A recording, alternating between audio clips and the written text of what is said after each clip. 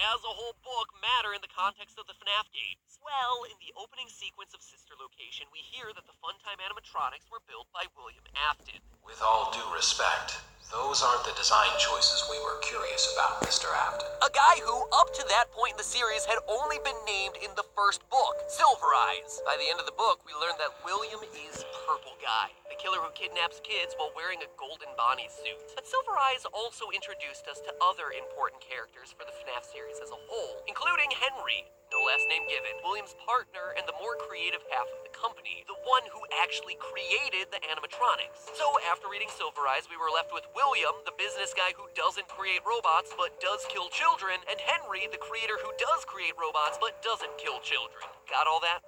Good. Now, in my FNaF 5 Decoded video, I drew parallels between Henry and a mysterious figure that we saw during a secret cutscene of FNaF World, both of whom create animatronics and commit suicide. Long story short, in the game, he ends his own life because he created Baby, a robot that he's ashamed of. In the book, why Henry kills himself is still a big part of the mystery. Now, if you want more information about the parallels between these two characters, click the eye icon in the upper right-hand corner of the screen because I go more in-depth there. But after that video, it seemed like a lock. We finally had some solid leads as to who these key players in the games were, and the clues were coming from Silver Eyes. But then that opening cinematic from Sister Location played the first time we all booted up the game. Afton acknowledged that he was the one who created the new robots. And everyone, including myself, was like, well, there went that theory. Afton was supposed to be the business guy, not the creator. So if he's the one who builds animatronics in the game, then Henry must not exist in this universe. Scott had pulled the wool over my eyes, or at least retconned huge parts of his story to keep me off the scent once again. Except not. The theory was right the first time. The Twisted Ones book confirms that both Henry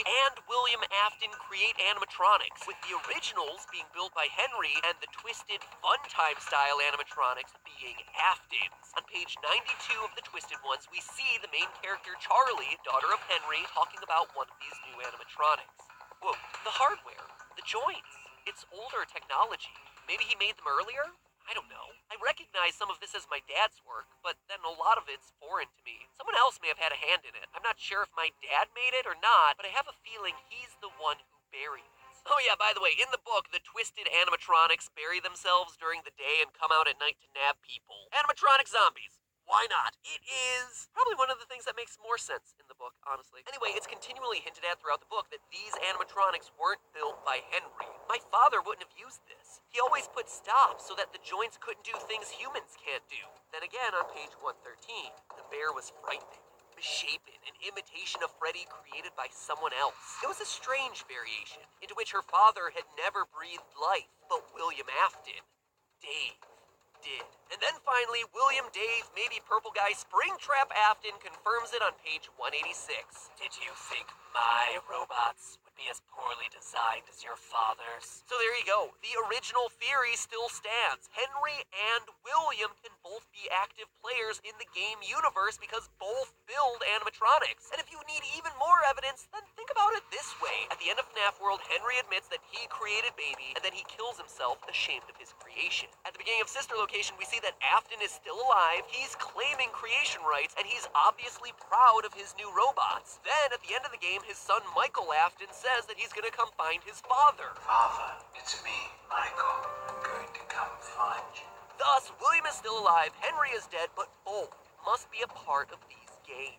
And that's an important detail to solidify because the book also confirms something that FNaF theorists had been speculating about since the release of Sister Location. One of the weirdest details from that game was hidden in Funtime Freddy's roof, where a map of FNaF 4's house was above and directly connected to the map of the Sister Location facility. It was also something that was hinted at throughout the Silver Eyes novel. Again, something that I covered in a previous theory, linked via those iCards in the upper right-hand corner. But Twisted Ones not only confirms this underground bunker for Sister Location exists, it also confirms whose house it's built under.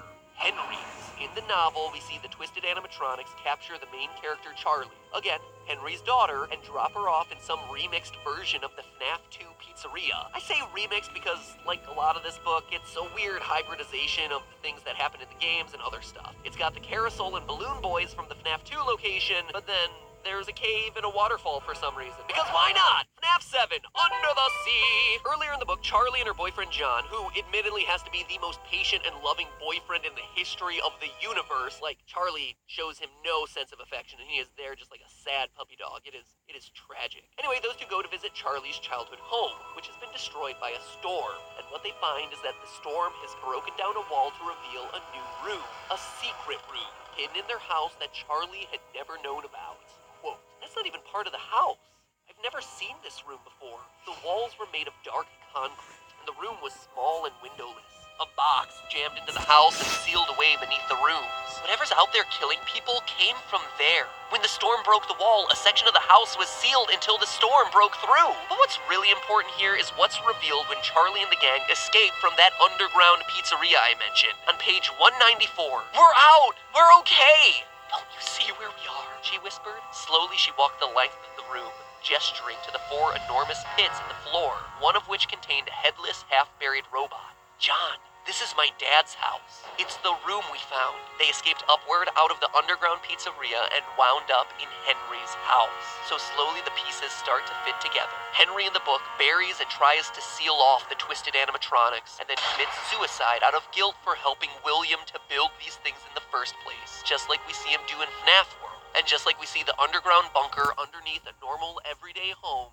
in Sister Location. And I'm just getting started, because while all this other information is certainly interesting, Twisted Ones exposed a detail from Sister Location so tiny and so minute that we all overlooked it in our excitement over decoding underground storage facilities and tracking animatronic eye color. And yet, much like that infamous Chica Beak clue from FNaF 2 and 4, this small detail is so monumentally earth-shattering to the franchise as we know it that I can't not talk about it here. On Sister Location's Night 3, Michael Afton's big task is to remove a power module from Funtime Freddy. After following the narrator's instructions on which buttons to press and what order to press them in, Freddy's chest pops open and the power module reveals itself. And it's this little blinking black dot, oddly unconnected to literally anything else in the animatronic, and in a pretty unusual place, just kinda stuck on, slightly off to the side. I remember thinking at the time that this was an odd design choice for something that was supposedly powering the whole animatronic, but